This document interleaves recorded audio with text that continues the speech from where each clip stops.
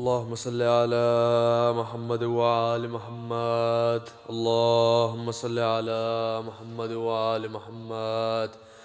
اللهم صل على محمد وآل محمد. بسم الله الرحمن الرحيم. اللهم إني أسألك وأتوجه إليك بنبيك نبي الرحمة محمد صلى الله عليه وآله. يا أبا القاسم يا رسول الله، يا إمام الرحمة، يا سيدنا ومولانا، إنا توجهنا واستشفعنا وتوسلنا بك إلى الله وقدمناك بين يدي حاجاتنا. يا وجيها عند الله اشفع لنا عند الله. يا أبا الحسن يا أمير المؤمنين، يا علي بن أبي طالب، يا حجة الله على خلقه، يا سيدنا ومولانا، إنا توجهنا واستشفعنا وتوسلنا بك إلى الله وقدمناك بين يدي حاجاتنا. يا وجيها عند الله اشفع لنا عند الله. يا فاطمة الزهراء يا بنت محمد، يا قرة عين الرسول، يا سيدتنا ومولاتنا، إنا توجهنا واستشفعنا وتوسلنا بك إلى الله وقدمناك بين يدي حاجاتنا.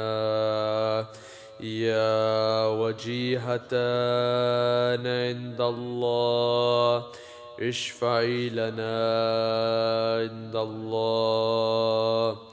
يا أبا محمد يا حسن بن علي أيها المجتبى يا ابن رسول الله، يا حجة الله على خلقه، يا سيدنا ومولانا، إنا توجهنا واستشفعنا وتوسلنا بك إلى الله وقدمناك بين يدي حاجاتنا. يا وجيها عند الله اشفع لنا عند الله.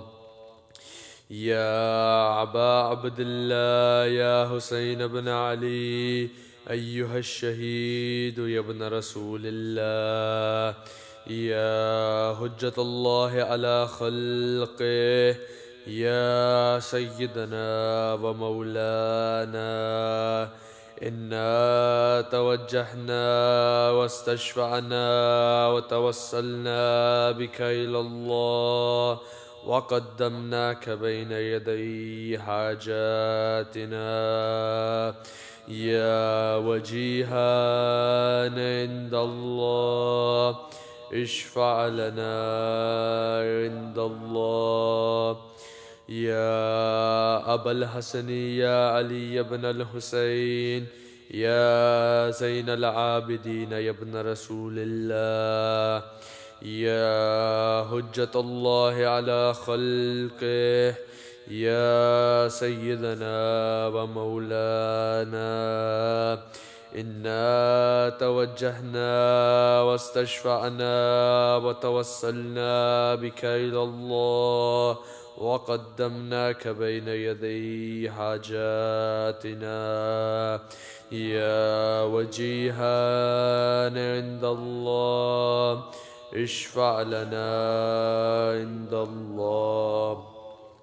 يا أبا جعفر يا محمد بن علي أيها الباكر يا ابن رسول الله، يا حجة الله على خلقه يا سيدنا ومولانا إنا توجهنا واستشفعنا وتوسلنا بك إلى الله وقدمناك بين يدي حاجاتنا يا وجيها عند الله اشفع لنا يا أبا عبد الله يا جعفر بن محمد أيها الصادق يا ابن رسول الله يا حجة الله على خلقه يا سيدنا ومولانا إنا توجهنا واستشفعنا وتوسلنا بك إلى الله وقدمناك بين يدي حاجاتنا يا وجيها عند الله اشفع يا أبا الحسن يا موسى بن جعفر أيها القادم يا ابن رسول الله يا حجة الله على خلقه يا سيدنا ومولانا إنا توجهنا واستشفعنا وتوسلنا بك إلى الله وقدمناك بين يدي حاجاتنا يا وجيها عند الله اشفع لنا عند الله يا أبا الحسن يا علي بن موسى أيها الرضا يا ابن رسول الله يا حجة الله على خلقه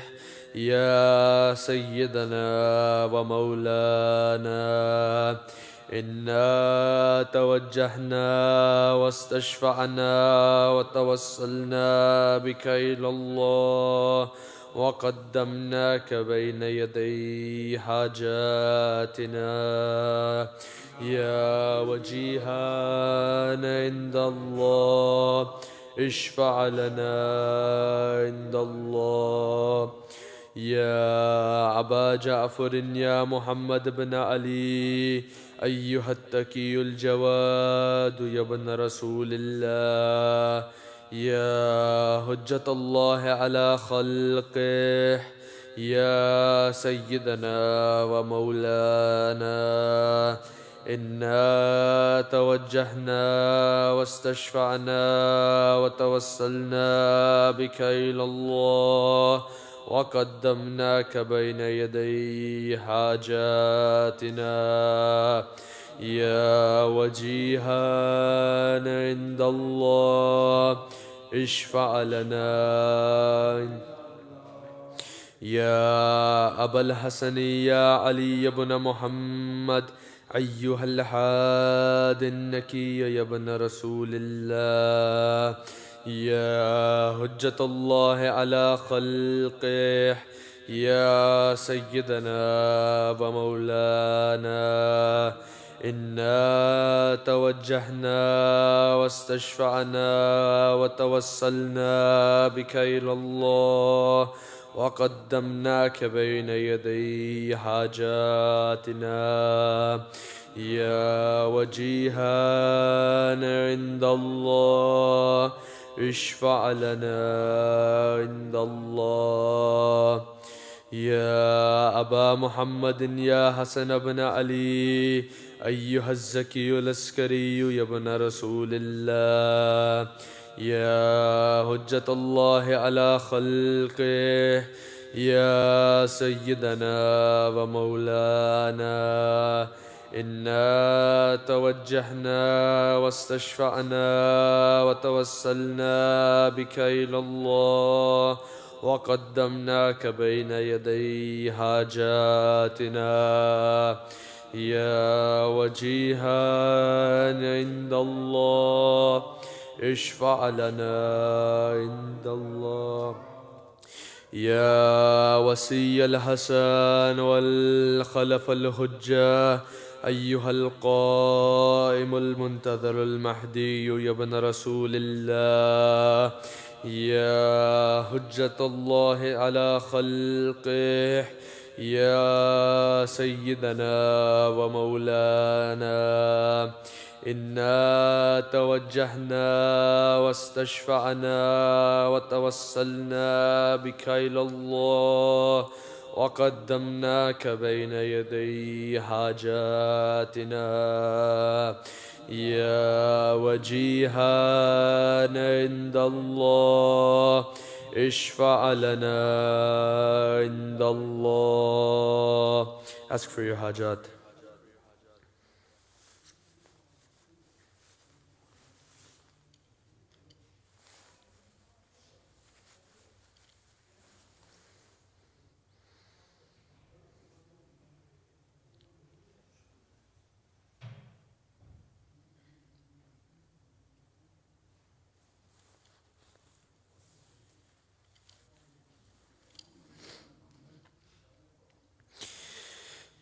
يا سادتي وموالي، إني توجهت بكم أئمتي وأدتي ليوم فقري وهاجتي إلى الله، وتوسلت بكم إلى الله واستشفعت بكم إلى الله، فاشفعوا لي عند الله واستنقذوني من ذنوبي عند الله، فإنكم وسيلتي إلى الله، وبحبكم وبقربكم أرجو نجاة من الله، فكونوا عند الله رجائي. يا سادتي يا أولياء الله، صلى الله عليهم أجمعين، ولعن الله أعداء الله ظالميهم من الأولين والآخرين. آمين يا رب العالمين. اللهم صل على محمد وعلى سورة المباركة الفاتحة.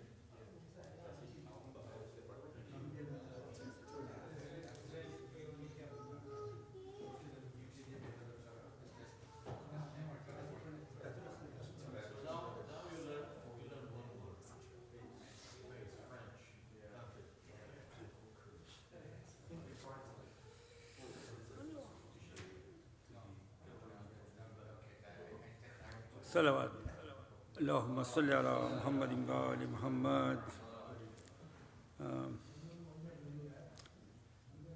بسم اللہ الرحمن الرحیم.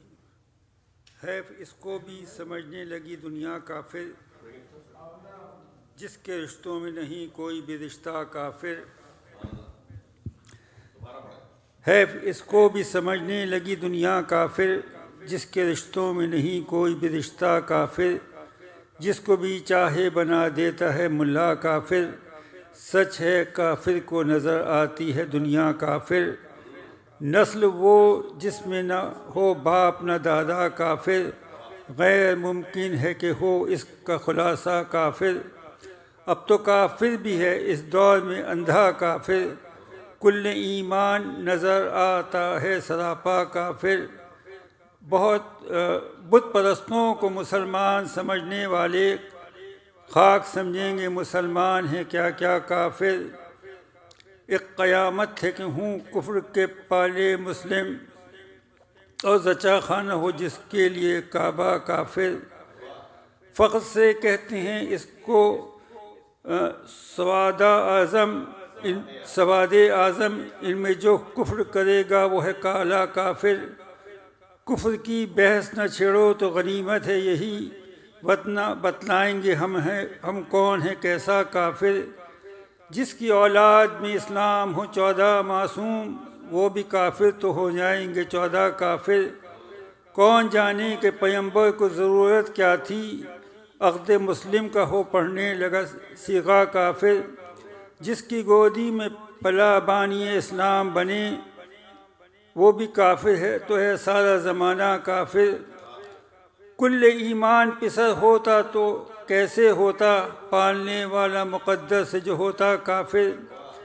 اس کے پوتے ہیں زمانے میں حسین اور حسن، پوتے سردار جنا اور ہے دادا کافر. ایک علی نفس نبی ایک علی ہے سجاد، اس کا بیٹا کوئی کافر ہے نہ پوتا کافر. باقر علم خلف جعفر صادق وارث، کب زمانے میں کوئی ہوتا ہے سچا کافر. اس کے اقلال کو کہتا ہے زمانہ کاظم، ہے وہ موسیٰ تو نہیں ہوتا ہے موسیٰ کافر. اس کے ایما کی علامت ہے رضا کا دربار، جہاں آ جائے تو کر لیتا ہے سجدہ کافر. اس کے کردار کا اعلان ہے تقوی تقی، اور نہیں ہوتا کوئی صاحب تقوی کافر. نفس ہے اس کا نقی اور سراپا ہے حسن، کون اس نسل کے مورث کو کہے گا کافر. اس کا فرزند جب آئے گا الٹ کر پردہ، پھر زمانے میں کوئی رہ نہ سکے گا کافر. سر دربار یہ اعلان کیا زینب نے، ابو طالب نہیں ہے آل ہے کافر. اس کا پوتا تھا علمدار شہیدی عباس، پوتا ہو جس کا علمدار وہ کیسا کافر. اس کے اکبر کی اذان آج تلک گونجتی ہے، کیا کوئی داعی توحید بھی ہوگا کافر. کلمہ پڑھنے سے مسلمان نہیں ہوتا کوئی، کرتے ہیں کتنے ہی اسلام کا دعویٰ کافر. طور مدحت پہ ہے مصروف مناجات کلیم، دل لرزتا ہے کہ ہو جائے نہ دنیا کافر. یہ علامہ جوادی کا کلام تھا.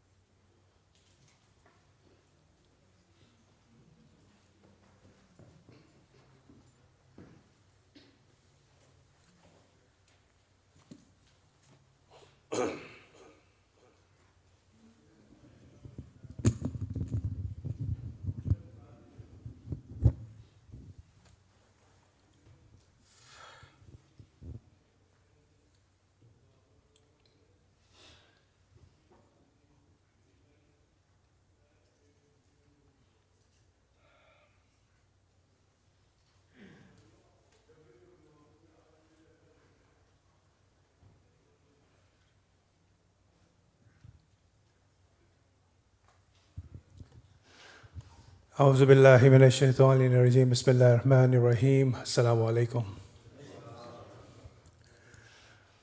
Tonight we are gathered here to observe the Wafat of Hadrat Abu Talib alayhi salam. Tonight's Majlis has been sponsored by the family of Rizwan and Rana Kazmi. Please join me in reciting Surah Fatiha for their marhumeens as well as your marhumeens, and for those who do not have anyone to recite Surah Fatiha. Bismillah ar-Rahman ar-Rahim. Alhamdulillahi Rabbil Alameen ar-Rahman ar-Rahim. Maliki yawmiddin. Iyaka na'budu wa iyaka nasta'een. اهدنا الصراط المستقيم صراط الذين أنعمت عليهم غير المغضوب عليهم ولا الضالين. اللهم صل على محمد وعلى محمد. Tomorrow evening we'll have a program here. This will mark the Shab-e-Miraj in Besad. And tomorrow's program will include Amals and Maulana's speech. And the program, as usual, will start at 7 p.m. with Namaz Isha. And again, like I said, we'll have Amal and a speech. Thursday night Shab-e-Jum'ah program, as usual, will start at 7 o'clock. We'll have Amal of Shab-e-Jum'ah, and we'll have Majlis to observe or to mark the day when Imam Hussein and his family departed for Karbala. So again, we'll have a Majlis on Thursday, so please make a note of that. Friday, as usual, we'll have Jummah Salat. The program, the Adhan will be at 12:10. So we all requested to please join in for tomorrow's program, and tomorrow marks a notable day in the Islamic calendar, which is Miraj, ascension of the Prophet to the heavens. And then Thursday is another sort of a memorable day, which is the departure of Imam Hussein and his family towards Karbala. So please make a note of that. And before I request Maulana to address tonight's gathering, please join me in reciting Dua Shifa for the sick, for the needy. We have members of our community who have been through surgeries, and one or two they have had in ICU. And also remember the Muslim brethren in Gaza.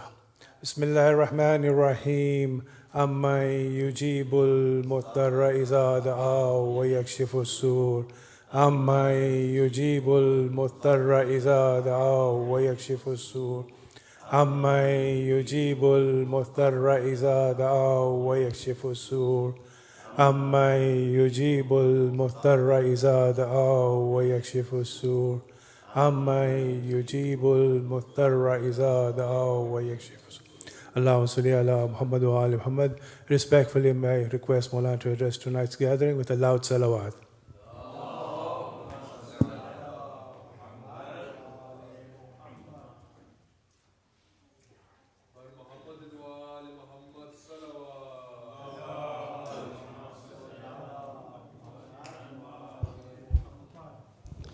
رحم الله من قرأ سورة الفاتحة. بسم الله الرحمن الرحيم. إياك نعبد وإياك نستعين. الصراط المستقيم صراط الذين أنعمت عليهم.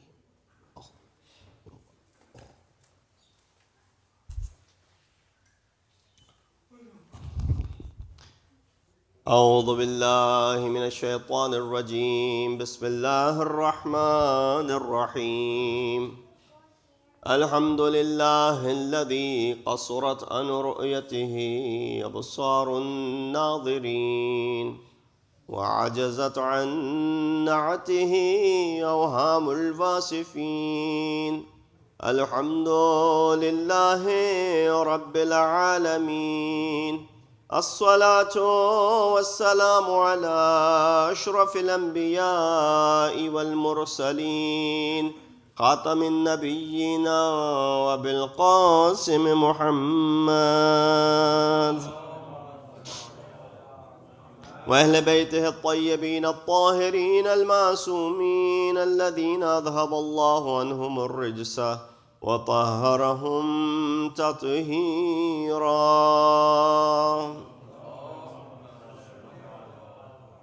أما بعد، فقد قال الله تبارك وتعالى وقوله الحق وهو أصدق القائلين. بسم الله الرحمن الرحيم. هل جزاء الإحسان إلا الإحسان فبأي آلاء ربكما تكذبان ومن دونهما جنتان صدق الله العلي العظيم.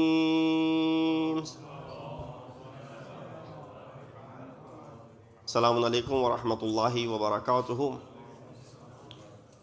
Condolences to all the mu'mineen and mu'minat on this sad occasion, which marks the wafat of Mohsin Islam, father of Amir al-Mu'mineen, Hazrat Abd Manaf, Imran ibn Abdul Muttalib, Hazrat Abu Talib alayhi salatu wassalam. Allahumma salli ala Muhammad wa. Inshallah, very briefly, being a working day and weeknight, I won't take too much of your time, but just to pay respects to this great personality whose day of wafat is mentioned to be the 26th day of the month of Rajab al-Murajjab, 3 years prior to the migration of Rasulullah toward Medina. And of course, this was in the 10th year after the Bi'that of Rasulullah, when Hazrat Abu Talib served as the biggest supporter of Rasulullah, to the extent that if there were two elements through which Allah provided to Rasulullah in order to continue his prophetic mission, of course Allah subhanahu wa ta'ala can make things by saying kun and it be. But many of the things that happen take a natural course. So for example, it's not a magic that if Allah wants a tree to appear, it'll appear. If Allah wants the earth to be created, it'll be created over a kun and it be. But because there are natural causes that Allah wants this earth to take this natural course and then come into existence. Similarly, the growth of an insan from the time of being born until reaches an age, it's a natural process which Allah has created. Now you can create a man or a woman who's all grown up. He can create a tree which is all ready and grown up. But it is something which Allah chooses, a natural process.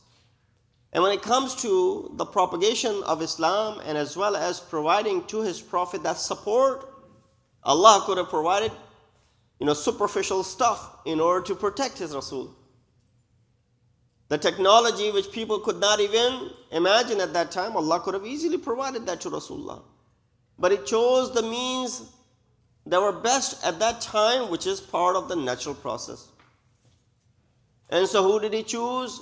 As far as the wealth was needed to run any mission, it was the wealth of Hazrat Khadija, salamullahi alayha. And when it came to the moral support for Rasul to execute his mission and to be able to propagate with freedom, it was the support and the moral support that was provided through Hazrat Abu Talib alayhi salatu. And therefore Quran speaks about it on numerous occasions. One is in Surah Al-Duha, when he speaks about Hazrat Abu Talib by saying, Alam yajidka yatiman fa'awa. O Prophet, did we not find you an orphan and provided for you? When we all look at Rasulullah's life, that he was born without a father, he was an orphan because Hazrat Abdullah, his father, died during the pregnancy of Hazrat Khadija, or Hazrat Amina. And Rasulullah was born without a father. Within 6 years of his life, he loses both his mother and Hazrat Abdul Muttalib, his grandfather as well. Who does the kifalat of Rasulullah? Hazrat Abu Talib. So when Quran was revealed, it did not speak about Hazrat Abdullah, who did not take care of his son, who was not around. Did not speak about Hazrat Abdul Muttalib because he too left this world when Rasulullah was still Sabi.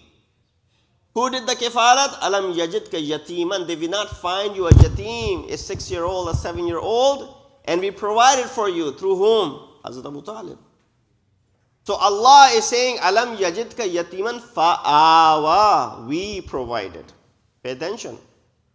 The amal of Abu Talib reaches the extent where Allah subhanahu wa ta'ala associates the action of Abu Talib to his actions. He said, you didn't do it, we were doing it. You didn't do it, we were providing for you. And so therefore, these natural means that Allah subhanahu wa ta'ala provided to Rasulullah, similarly, in order to thank for the hard work that he provided, he says, Hal jaza'ul ihsane illa al-ihsanu. Is there any compensation for goodness except what? Goodness. In fact, this is a rule of thumb in Islam. In fact, you don't even need religion to understand this concept. Ihsan is in front of isa or asa'a, sayya'a, badkari. Ihsan is known as nekukari, righteousness, good deeds. So whenever someone does something good to you, what is the natural process? To respond with ihsan. There's nothing that you can do as far as someone who's being kind to you except you show what? Kindness back to them. This concept is so clear that I don't even need to explain it to you. But Islam utilized this concept to the extent when our sixth Imam Ja'far as-Sadiq was asked, he said, there isn't an ayat in Quran which is as general as this ayat. Hal jaza'ul ihsane illa al-ihsan. Meaning what? Allah did not mention that if this muhsin of yours is kafir, you should not do ihsan to him. No, you should still do ihsan to him. If this muhsin of yours is munafiq or a fasiq, you still respond with what? Ihsan to him. If they have done any, ihsan to you. You only reply ihsan with ihsan, kindness with kindness, regardless of the religion and the faith and the background of this individual. And that's why when it speaks about our parents, Allah says what? وَبِالْوَالِدَيْنِ ihsana. Did not use any word. There were so many words that could have been used, variety of words that could have been used when it comes to treating your parents. Respect, honor, integrity, you name it. What did Allah say? وَبِالْوَالِدَيْنِ ihsana. Because it's so encompassing that includes everything in it. And that's why there's a group of people that is known as muhsineen in our madhab. Let me give you an example. For example, back in the day, our Prophet was known as Amin and Sadiq. Before Islam, why was he known as Amin? Because people would bring their amanat and leave it for the Prophet. He would safeguard the amanat and then he would return it back the way they brought it in. Therefore, he earned the title of being Amin. Or Riwayat says, Ma ala al-amina illa al-yameen. What does that mean? It means that, for example, if there are muhsineen who were taking care of the amanat of the people, but let's imagine this muhsin who was taking care of the amanat of all these people, someone comes and a thief comes and does what? Takes away all of these amanat. Now all the people come to this Amin and say, hey, return our things. He said, I had nothing to do. Someone came in, looted everything from me. A thief came in and it's known. What do we do with this muhsin? Should we bring him to Dadgah and the court and punish him? Islam says no. وَمَا عَلَى الْأَمِينِ إِلَّا الْيَمِينِ. There's nothing upon Amin, this muhsin. All he got to do is just bear or just to swear to God that yes, what happened is truthful. I'm not lying about it. And he's not responsible for compensation and paying back. This is the status of muhsineen. Another example of muhsin is the qazi, the judge. Judge with all of his knowledge and his studies, he gives a judgment on certain case. But because at the end of the day, he's insan, he could make a mistake. Today, judges are making more mistakes than before, but nonetheless, judge can make a mistake. He's a human at the end of the day. But when he does make a mistake, should we go ahead and put this judge on trial? No. He's Muhsin and he's Ameen in the sight of the society. That's why he's sitting at that place, or she's sitting at that position.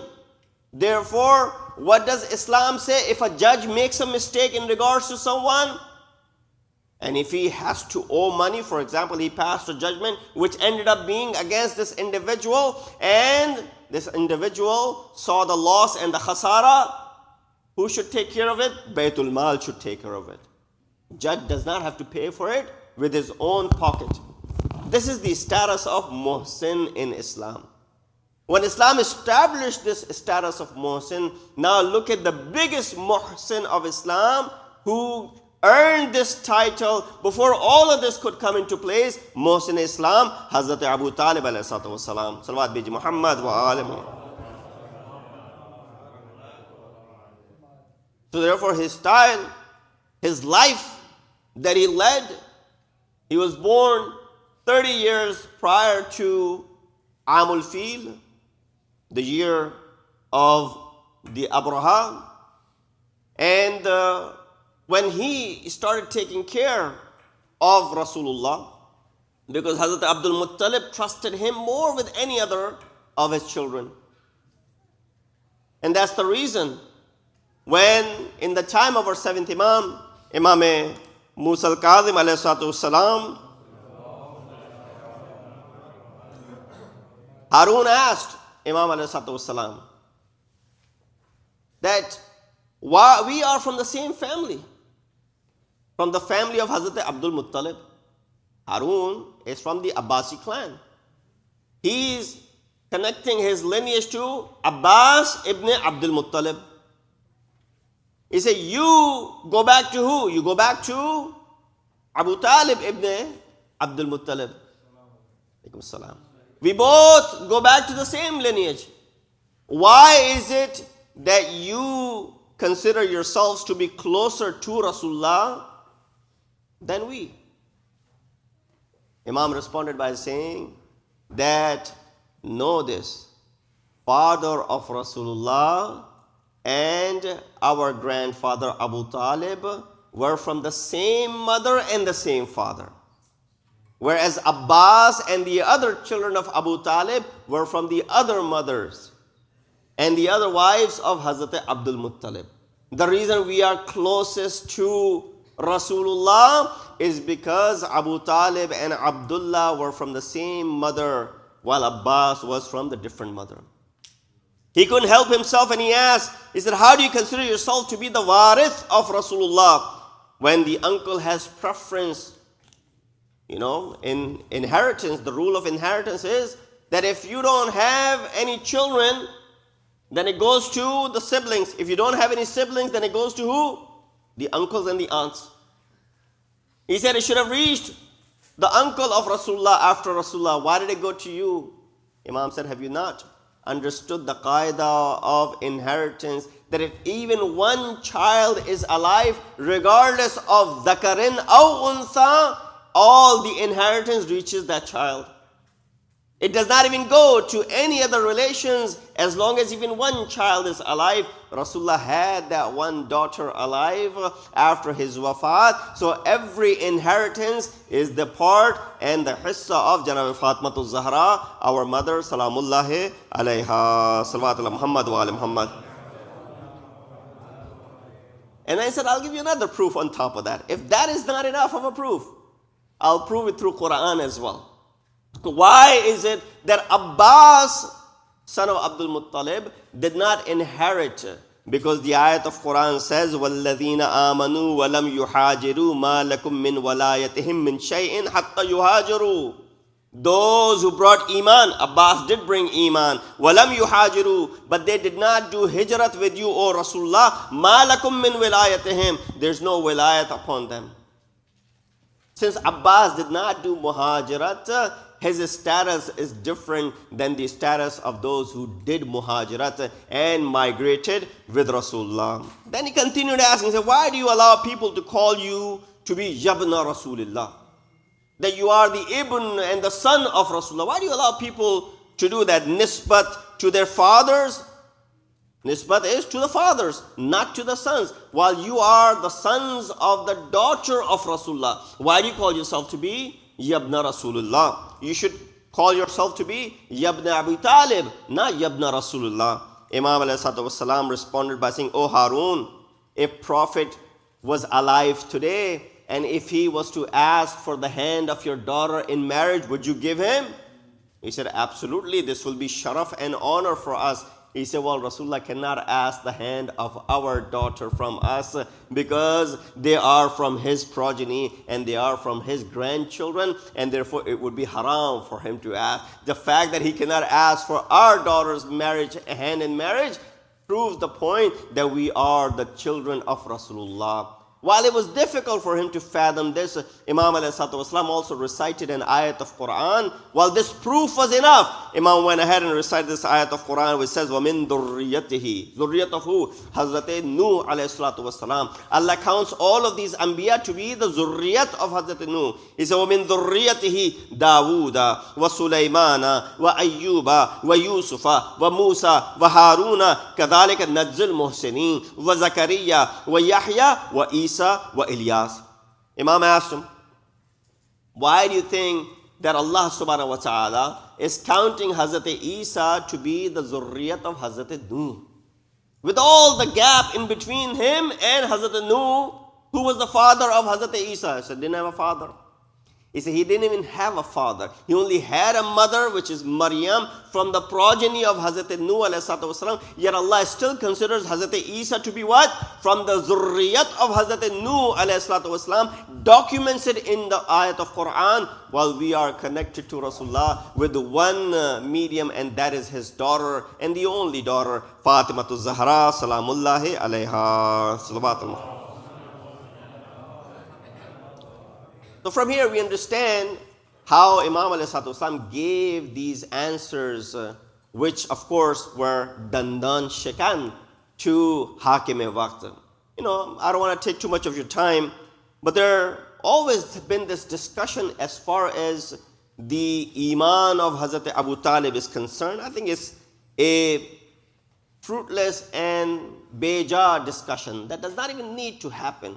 Because for us, if there's a discussion on the Iman, as you just heard in the Kalam of Allama Jawadi, how beautifully he presented that if Abu Talib is kafir, then the entire world should be considered to be kafir as well. Just look at the progeny, the fruitful progeny, and the shajaratun tayyibah that came from Hazrat Abu Talib.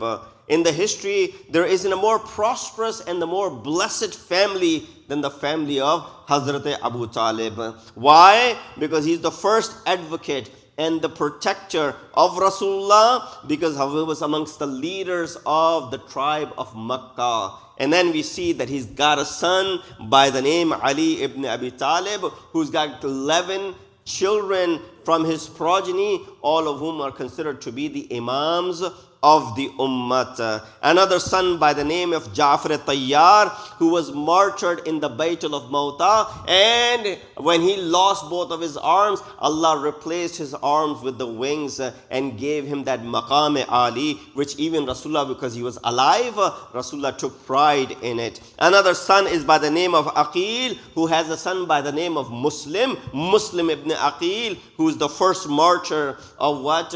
Of Karbala, that he went for as an ambassador of Imam Hussein, left Tiflan Muslim as also his progeny who were martyred as well. And then the Wafat of Hazrat Abu Talib as well itself is a marking, is a place where Rasulullah considered that entire year to be what? Amul Huzn. There isn't a more prosperous family than the family of Hazrat Abu Talib alayhi salatu wassalam. Salawat ala Muhammad wa ala Muhammad. I wanted to, towards the end, there was other stuff that I'll skip past. Towards the end, I wanted to bring your attention to a work that was done. A work on the Diwan of Sayyidul Batha. My late father, one of the accomplishments that he had, that he took real pride in, was compiling the Diwan of Hazrat Abu Talib.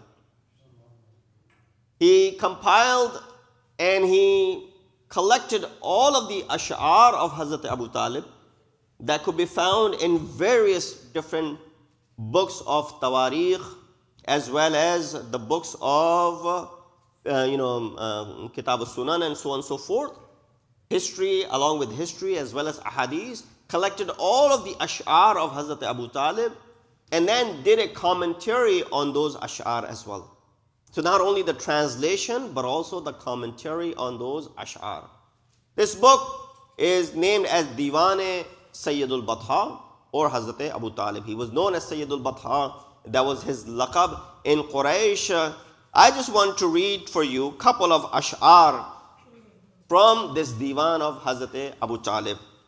In praise, this is where he compiled it in a way that it begins by praising Allah subhanahu wa ta'ala. Look at the iman of someone who's praising Allah subhanahu wa ta'ala. Someone, if they were not Muslim, how would it be that they are praising God Almighty? That's why our firm belief is that all of the ajdad of Rasulullah, they were what? They were muwahhid. They worship none but Allah subhanahu wa ta'ala, and they worship Deen Hanif. They followed Deen Hanif of Hazrat Ibrahim alayhi salatu wasalam. Therefore, look at the words of Hazrat Abu Talib, which nobody disputes that this is someone else's poetry. This is what he said in regards to Rasulullah. He said, Alam ta'lamu inna wajadna Muhammadan nabiyyan ka Musa khatta fi awwalil kutub. This is what he said about Rasulullah. He said, do you not know that we found Muhammad to be the prophet just like Musa alayhi salatu wassalam, as mentioned in the previous scriptures such as Torah and Bible. So a person is agreeing and mentioning that how did we find Rasul to be? We found him to be a Nabi. He's acknowledging the nubuwwat of Hazrat Muhammad Mustafa sallallahu alayhi wa alihi wasallam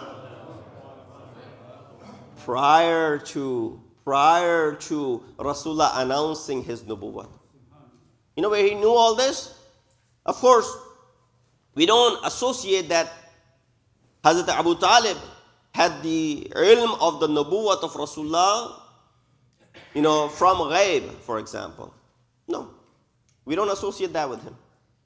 But we also know that Rasulullah himself knew that he is the Nabi. We don't go to the extent that Rasulullah found out when he turned 40 years old that all of a sudden he is Nabiullah. We don't believe in that either. But we're not saying that Hazrat Abu Talib had ilm ghaib regarding the nubuwwat of Rasulullah. This is when Rasulullah was 10 years old.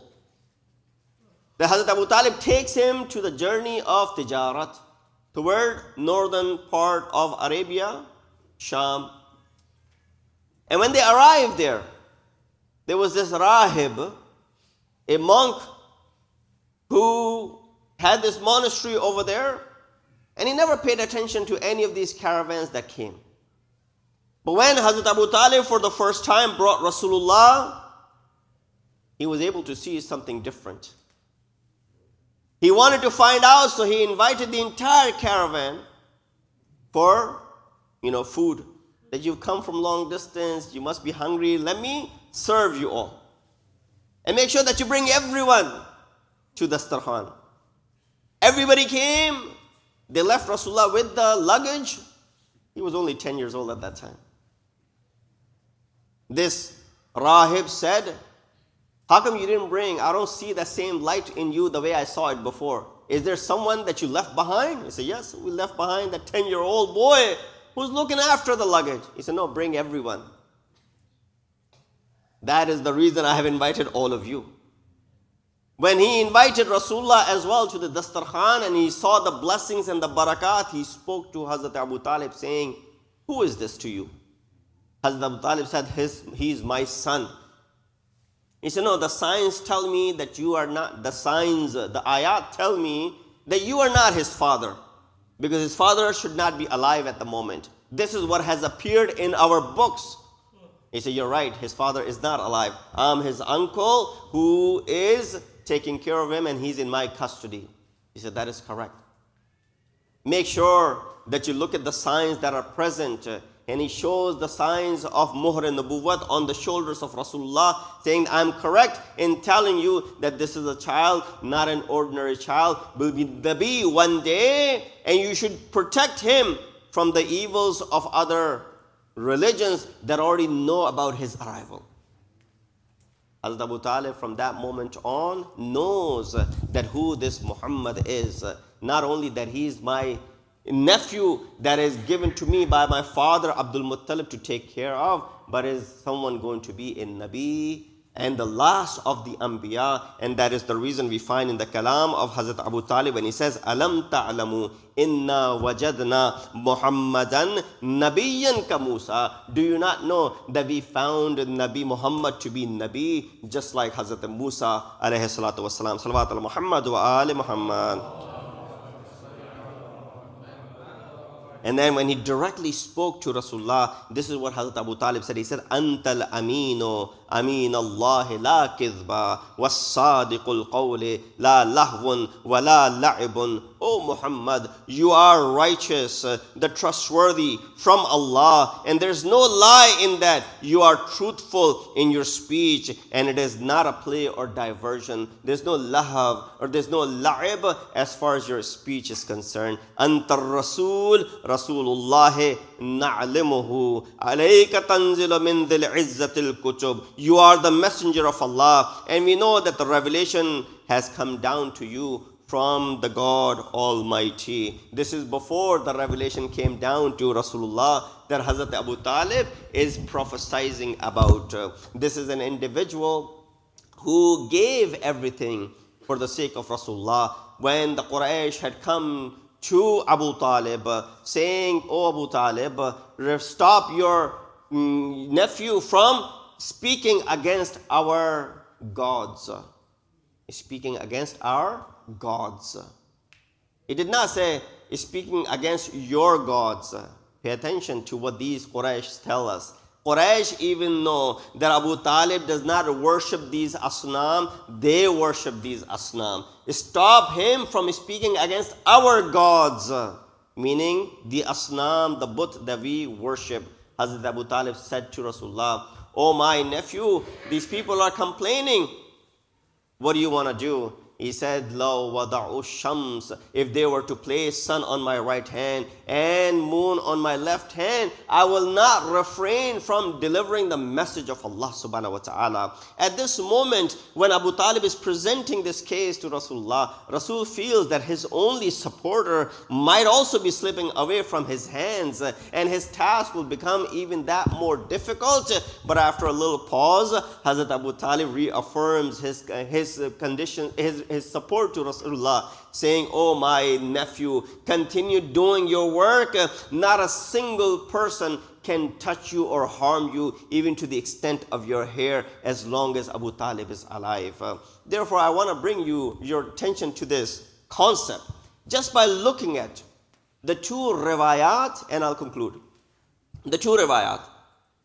Shibli Nomani, one of our great historians of Ahl Sunnah, who's written a book on the Siratul Nabi, he narrates two riwayat in his book. One riwayat is regarding Hazrat Hamza, and one riwayat is regarding Hazrat Abu Talib. Because this is Siratul Nabi. What else will you find in it? First riwayat is about Hazrat Hamza. That Hazrat Hamza took his time before embracing the religion of Islam. So one day Hazrat Hamza saw Abu Jahl was making or mocking Rasulullah. He didn't have his arrow with him, but he had the bow and the arrow, so he threw it at Abu Jahl, which struck him on the face, and he started bleeding. And of course, Hazrat Hamza, known as Sayyid al-Shuhada later on, was the lion of Arabia. People were scared of him. Right away, he walked in, they dispersed. And he struck Abu Jahl like that. And then he came back to Rasulullah and he said, "Oh my nephew, Abu Jahl was speaking ill against you and I struck him." Rasulullah responded by saying, "Oh my uncle, I do not need your help. Until you, of course, bring Iman onto my message. I do not need your help." In fact, Quran says also, we do not take help from those who are kafir and disbelievers. That's what Imam Hussein has said when he invited Ubaidullah ibn Hurr Juhfi on his way to Karbala. He said, "Come and join us." He said, "Take my shield, take my sword, take my this, take my that." Imam said, he recited the ayat of Quran. He said, "We don't need that support. If you want to come, I'm giving you da'wat."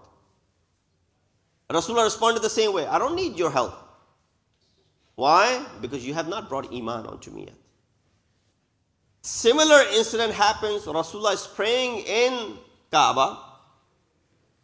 Abu Jahl informs someone and tells someone to go ahead and disturb Rasulullah while he's praying. What does he do? He takes the filth of an animal, a sacrificed animal, and he places it on top of Rasulullah. Imagine you're in sajda, someone brings the filth of an animal and places on your back, on your body, on your libas. Of course, Rasulullah finished his salat, and then directly, Shibli Nomani narrates this, directly went to the house of Hadrat Abu Talib. And he said, "Ya Ammi, oh my uncle, I need your help in tackling these people." Well, Shibli Nomani concludes at the end of his discussion that Hazrat Hamza, of course, whose Iman is known, he was martyred in the Battle of Uhud. But he concludes that Abu Talib never brought Iman. Had he only studied these two riwayat that he narrated in his own book, he can easily conclude what Rasulullah thought of each of his uncles. When Hazrat Hamza tried to help him, had not brought Iman, he said, "Oh my uncle, I don't need your help until you bring Iman onto me." And then on the other hand, without anything, Rasulullah goes to Hazrat Abu Talib, "Oh Abu Talib, I need your help." You need more references that how Rasulullah believes in the Iman of Hazrat Abu Talib. Nothing could be a bigger proof than that. But unfortunately, 3 years prior to the migration of Rasulullah, riwayat mentioned to the extent that when the Wafat of Hazrat Abu Talib takes place, Jibreel descends on Rasulullah, says, "Dhahaba, that support of yours has left, now do muhajirat." "Oh Rasul, you cannot stay in this city anymore. Your biggest supporter has left now. You should also go ahead and migrate." 3 years they spent in Syed Abu Talib when the Quraysh had become more and more aggressive in trying to attack Rasulullah. Hazrat Abu Talib informs his people to take Rasul with his family and take Rasulullah to his Syed. They spend, and when the Quraysh realize that they have taken refuge in Syed, and those who are supporting, what do they start doing? They say, "We're going to cut out any connection with them. We're not going to marry into their families. We're not going to trade with them. We're not going to provide for them." Total boycott of anyone who's supporting Rasul at that time. They stayed in Syed Abu Talib. Hazrat Abu Talib takes care of Rasul, provides for him, becomes that shelter which Quran talks about it, "Alam yajidka yatiman fa'awa," and does all of that. And eventually, 3 years prior to the migration, Hazrat Abu Talib leaves this world. You know what Rasulullah declared? Not a sog for 1 day, not a sog for 3 days of soyam, not a sog for 40 days until the chehlum, not a sog for 6 months until the 6th month. He said, Amul Huzn, the entire year was considered to be the year of grief and huzn. That is the maqam of Hazrat Abu Talib. I would say, yes, indeed. Oh, Hazrat Abu Talib, you suffered a great deal. but you left this world at the age of 81, as the riwayat mention. You fulfilled the commands of Allah subhanahu wa ta'ala, and if there is a maqam for you, there's a maqam which is next to Rasulullah. Why? This is too also proven from the kalam of Rasulullah.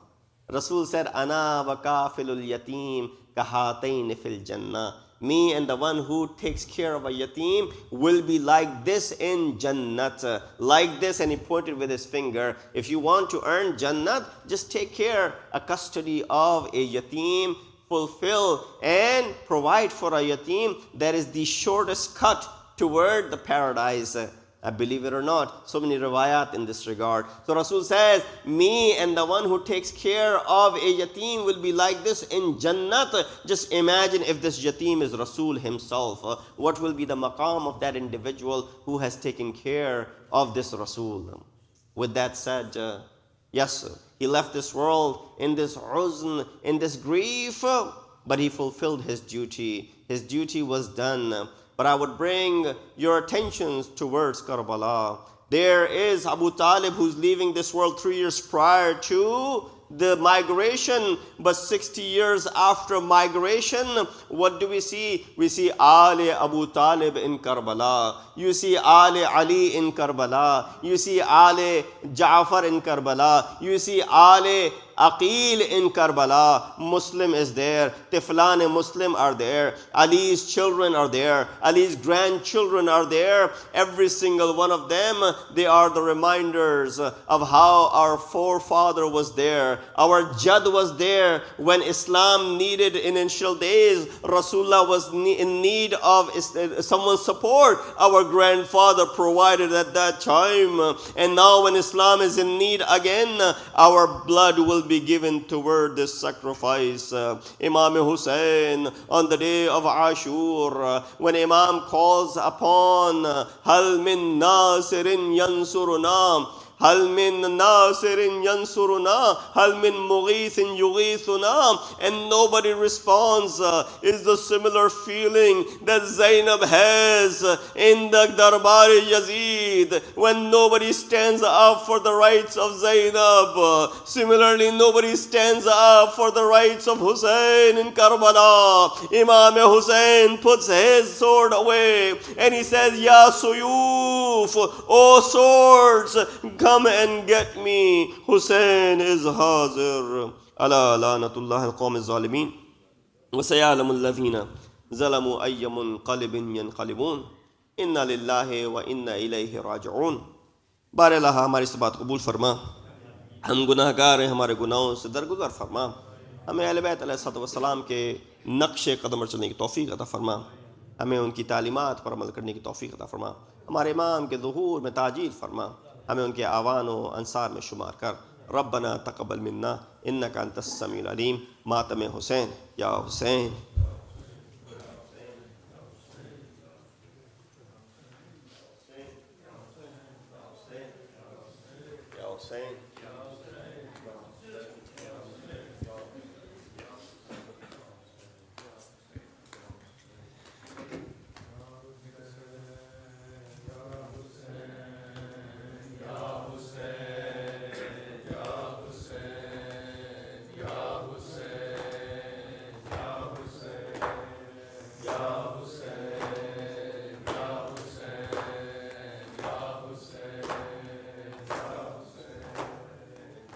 Mawla Haq Imam Ya Hassan Ya Hussain. Mawla Haq Imam Ya Hassan Ya Hussain Ya Hussain.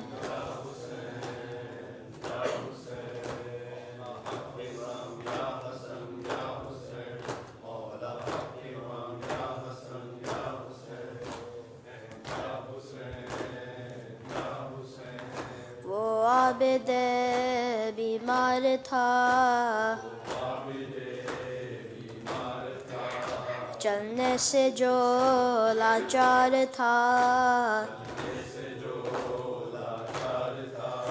और शाम का बाजार था, और मुस्तफ़ा की बेटियां. मौला हक इमाम या हसन या हुसैन.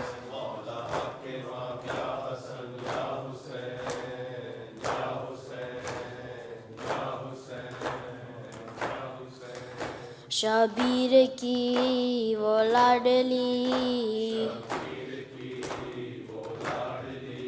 سینے پہ جو شاک پلی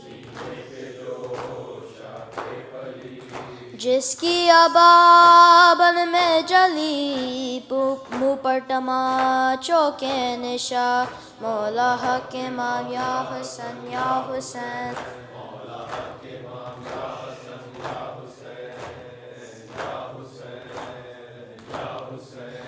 وہ عسکر بشیر تھا اور حرملہ کا تیر تھا پیاسا گلا کیوں کر کٹا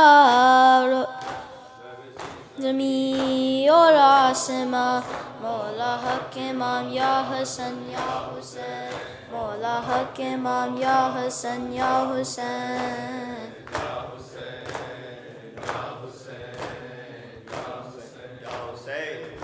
صدائے فاطمہ زہرا فلک سے آتی ہے صدائے فاطمہ زہرا فلک سے آتی ہے صدائے فاطمہ زہرا فلک سے آتی ہے صدائے فاطمہ زہرا فلک سے آتی ہے چلو حسین تمہیں کربلا بلاتی ہے صدائے فاطمہ زہرا فلک سے آتی ہے صدائے کہیں کسی نے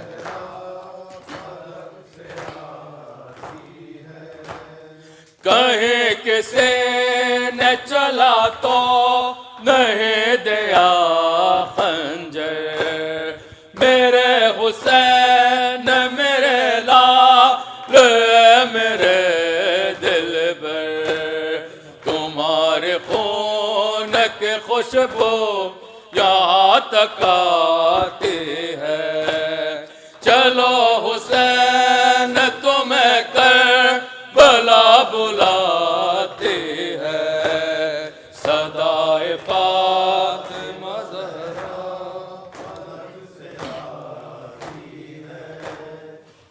تمہیں ستائیں گے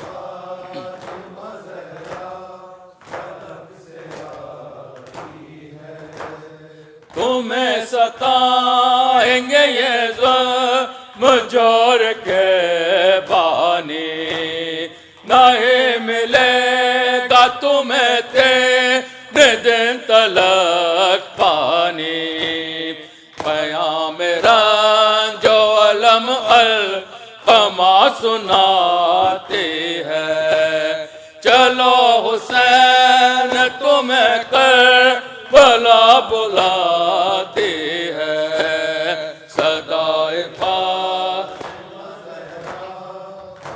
جنہوں نے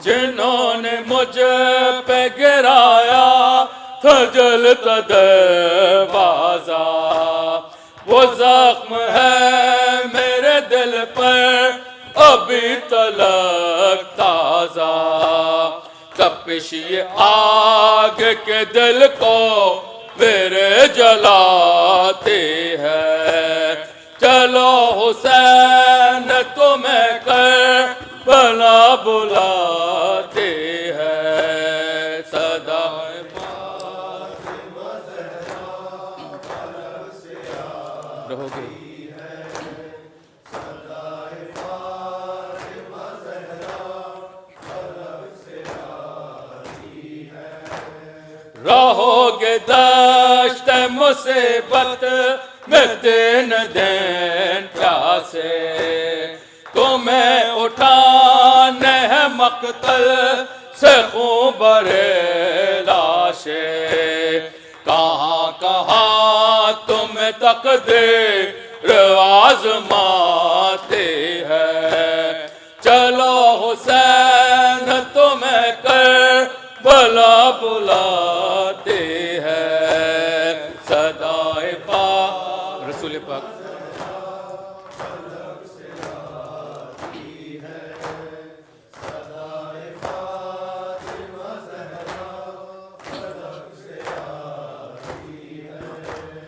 رسول پاک کہ تم دل نواسے ہو، حسین حوصلہ رکھو علی کے بیٹے ہو، جوان کی لاش ضعیف کہاں اٹھاتے ہیں، چلو حسین تمہیں کربلا بلاتے ہیں، صدائے فاطمہ جنہوں نے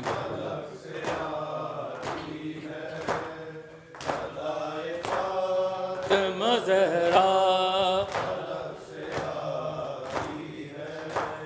جنہوں نے مجھ پہ گرایا تھجلتا دروازہ، وہ زخم ہے میرے دل پر ابھی تلک تازہ، تپش یہ آگ کے دل کو میرے جلاتے ہیں، چلو حسین تمہیں کربلا بلاتے ہیں، صدائے قبول راشد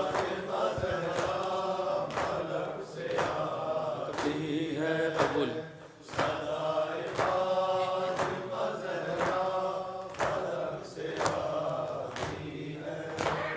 قبول کے جے راشد کے نوح خانے کو، ہمارے سے نزنی اشکوں کی ربانی کو، تمہاری داست مولا زباں پہ آتے ہیں، چلو حسین تمہیں کربلا بلاتے ہیں، صدائے فاطمہ زہرا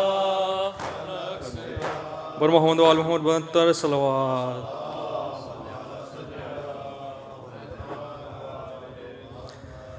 السلام علیکم یا رسول اللہ، السلام علیکم نبی اللہ، السلام علیکم خیرت اللہ، السلام علیکم ورحمۃ اللہ وبرکاتہ، زیارت حضرت ابو طالب۔